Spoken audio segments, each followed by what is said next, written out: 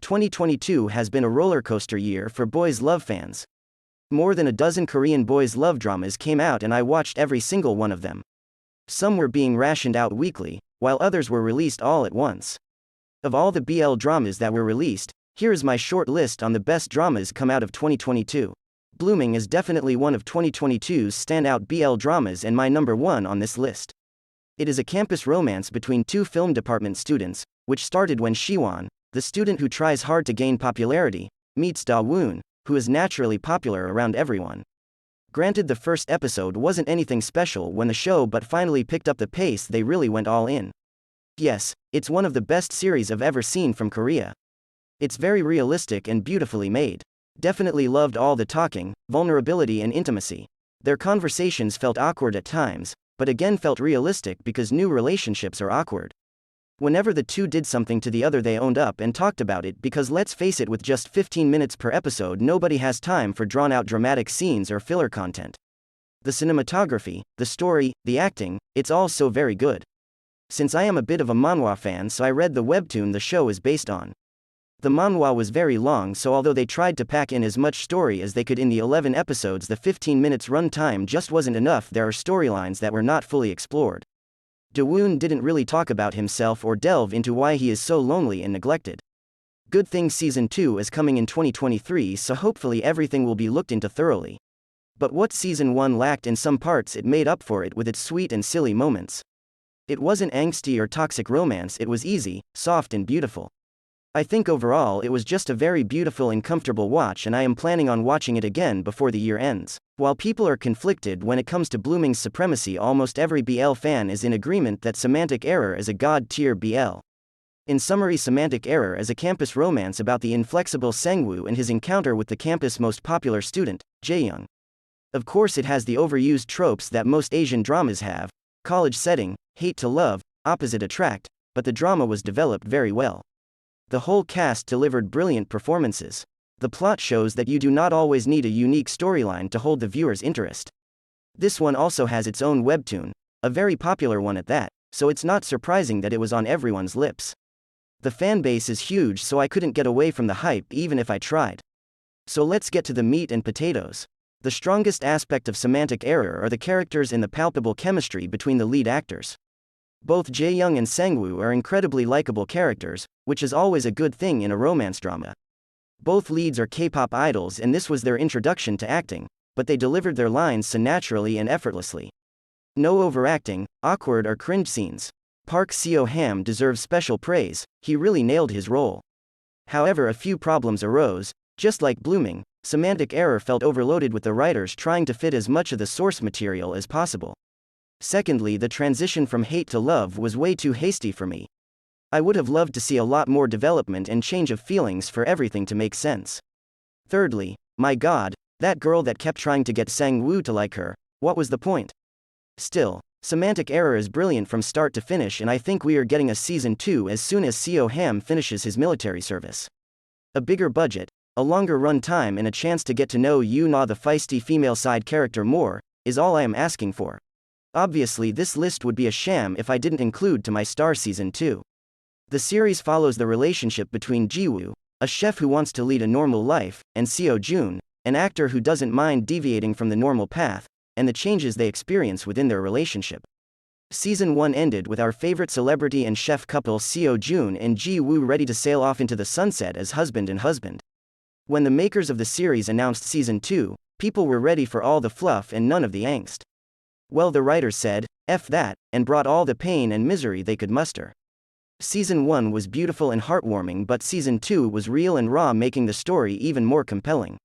It improved on Season 1 in terms of its gripping storyline, longer run time and a bigger budget. It would have been so easy for them to ride the popularity wave and just put out a half-hearted project full of the standard fan service stuff, but Season 2 has a real plot filled with angst and hostility, and most fans just couldn't get into it because of that. But this is real life, people break up every day. Ji-woo is like most people, mean, distant and even cruel when they break up and have unresolved issues. It's also very easy to dislike Ji-woo's cold and cruel behavior, but the writers did a great job in showing us that Ji-woo isn't really as wicked as he seems, because he is actually suffering from depression because he did not grieve his parents' death and has a fair bit of self-loathing going on. I think that I am tired of queer storylines that are only dealing with perfect, fluffy storylines because the world isn't all black and white, people are complex and are fighting all sorts of demons. Congratulations to the writers, actors, and the whole cast. That being said, I have issues. Why did they have to drag the melodrama? These two were angry until the last possible minute, and I just can't get over how Ji-woo was so cruel to Seo-jun, and Seo-jun, being a sucker for punishment, kept going back. I say all that to say, go watch To My Star 2, you won't be disappointed. Roommates of Pungduk 304 is based on Ji-ho-jun, the immature 29-year-old youngest son of a wealthy family. One day his father can't stand it anymore and Ji-ho-jun ends up leaving the house with only his Ferrari. The landlord of the new place he is living in, Jae-yoon, looks down on him. Then, they meet at the company as superior and subordinate. To be honest, I wasn't expecting much from Roommates of Pungduk 304 considering the two leads Yoon Seo-bin and Kim Ji-woong were unconvincing in kissable lips, but I am so glad I did. Maybe the two just needed time to get used to each other because this time around the chemistry is on point. Again, like many other dramas, the first few episodes left a lot to be desired, but I eventually warmed up to them as episodes progressed. They definitely did a good balance of the romance and the comedy. The drama didn't have a substantial storyline, which is not always a bad thing. The series was so much fun, the actors did a great job with what they had, and even though there's not much to the plot, it's still a fun, lighthearted show to watch. It's nice to turn your brain off and just enjoy something every once in a while. I especially loved the fact that they followed through with the workplace theme. I won't name names, but a drama will have a male lead who is supposed to be in college, and we never see the said actor so much as open a book or go to class, so it's nice to see a workplace romance with people actually working. I hate the miscommunication trope and can really survive without it, but K-dramas thrive on it. My other problem is the lack of physical intimacy. We got a lot of angst before the romance and not a lot of fluff after the confession, so I just felt like altogether the emotional intimacy is there but the physical aspect is sorely lacking. But to be honest, it's a K-drama thing, not just them. The whole industry is just way too conservative.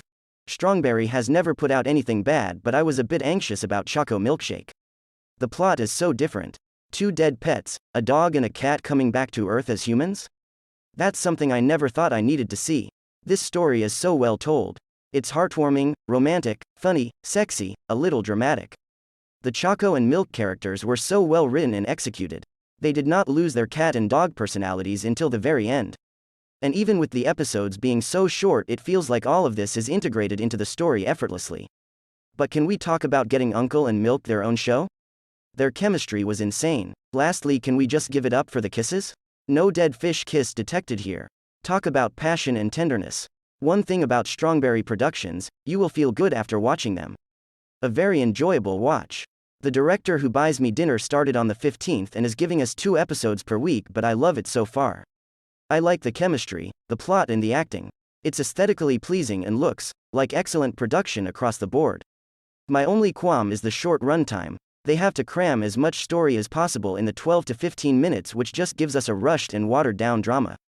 I read the manhwa a while ago and I love that the series is following the webtoon, where the director seems to be way more interested in Dong Baek than the other way around. The drama is still ongoing, so this isn't my final review, but I really like everything so far, and according to SPO TV News, The Director Who Buys Me Dinner has the best sales performance among the KBL web dramas released in the second half of 2022. Another promising drama is The New Employee. The first episode was pretty interesting and I'm looking forward to seeing how things will evolve from there. Those are my favorite Korean BL dramas of the year. Let me know which ones did it for you. See you in the new year.